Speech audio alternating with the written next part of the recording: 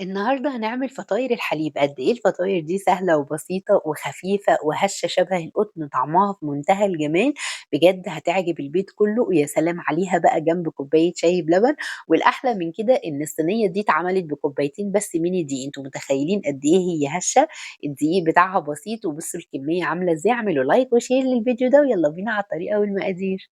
بسم الله. أول حاجة معايا هنا باضيف نُص كوباية من الحليب الدافي، وهاضيف 3 معالق كبار من السكر عشان عايزة العجينة كلّها تبقى فيها طعم كده ومسكّرة،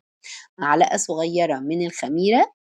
ورشة من الملح، العجينة بتاعته سهلة ما فيش أبسط منها، معلقة صغيرة من الbaking powder وبيضة، ما تقوليش بقى البيضة مش عايزة أحطها ومش عارف إيه، ما ينفعش خالص، لازم نحط البيضة دي. كمان فانيليا، وكمان معلقة صغيرة من الخل، وكمان كوبايتين من الدقيق، تمام كده؟ تمام، بُصّوا ما فيهاش أي حاجة، سهلة خالص وبسيطة، باخدهم أعجنهم كويس جدًا مع بعض كده لحد ما يتلمّوا، لو احتاجت منِّك شوية مَيّة ممكن تضيفي لها كمان لحد ما العجينة تتلم، تمام، وآخر حاجة باضيفها ربع كوباية من الزيت، يبقى اللي استخدمناه فيها ربع كوباية من الزيت بس، تمام؟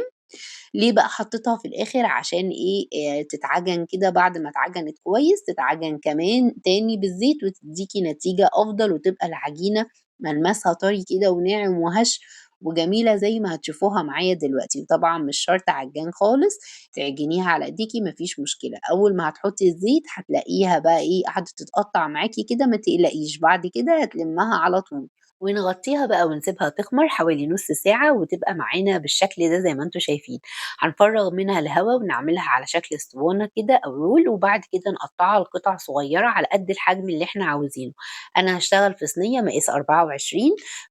هاقطّع الكِوَر على قد مقاس الصينية كده بالتقريب يعني.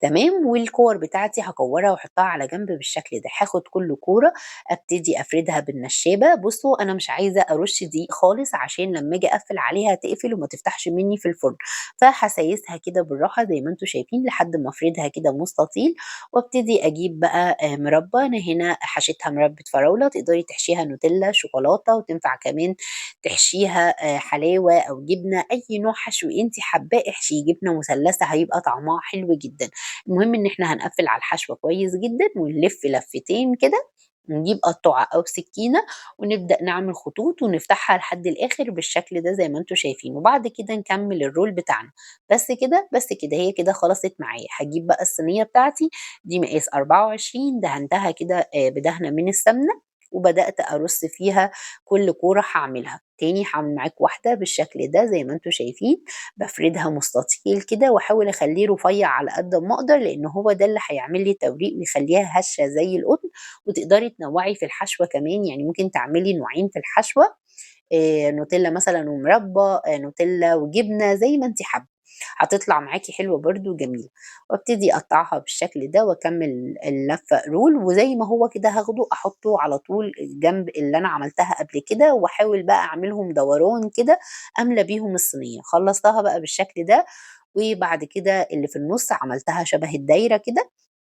وغطيتهم وسِبتهم حوالي 10 دقايق يخمروا، جِبت بقى شوية حليب نسكافيه عشان أدهن الوش، تقدري تدهني ببيض لو حابة أو صفار بيضة وفانيليا، وبعد كده ادّيت الوش رشّة كده من السوداني المجروش، تقدري بقى لو أنتِ ما عندكيش سوداني وعندِك مكسرات يمشي، ما عندكيش خالص سمسم، ما عندكيش ممكن ما ترشّيش أصلًا حاجة، هي مش هتبقى محتاجة حاجة، بس عايزة أقول لكم إن السوداني كده ادّاها طعم حلو أوي. دخّلتها الفرن على درجة حرارة عالية، حطيتها في الرف الوسطاني، شغّلت من تحت بس لحد ما استوت، أخدت لون لوحدها، لو ما أخدتش معاكِ افتحي عليها الشواية آخر دقيقة. بُصّوا أول ما خرجت من الفرن غطيتها بفوطة مطبخ نضيفة، بُصّوا عاملة إزاي؟ بجد يا جماعة